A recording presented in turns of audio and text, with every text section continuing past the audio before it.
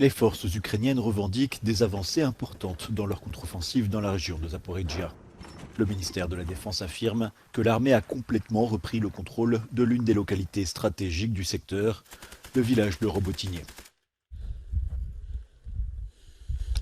Збройні сили України на півдні продовжують наступальні дії.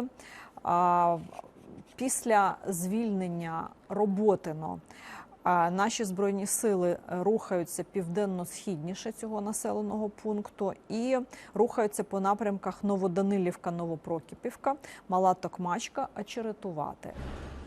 Le ministère russe de la Défense fait état de violents combats dans la région de Donetsk, près de la ville de Barmout, où les forces russes utiliseraient massivement l'artillerie. La crainte est de voir désormais la Russie lancer des dizaines de milliers d'hommes dans la région afin de percer le front et de forcer l'Ukraine à se détourner de ses axes d'attaque principaux dans le sud. Kiev maintient également la pression dans le ciel russe en multipliant les attaques de drones sur son territoire et en Crimée occupée. Moscou affirme avoir déjoué des attaques nocturnes dans les régions de la capitale et de Bryansk.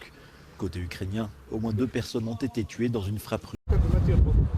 Le soleil attendait les habitants de Kiev ce matin. Ils n'avaient pas mis le nez dehors depuis 48 heures, mais ce n'est pas ce qu'ils ont d'abord remarqué à l'horizon. Missiles russes délibérément lancés sur des appartements, comme disent les Ukrainiens.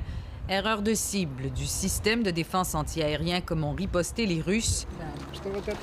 Yuri Zaïka, un colonel à la retraite, a été réveillé en stupeur par l'explosion dans l'édifice qui fait face au sien. Mais il vient le voir pour la première fois. Il préfère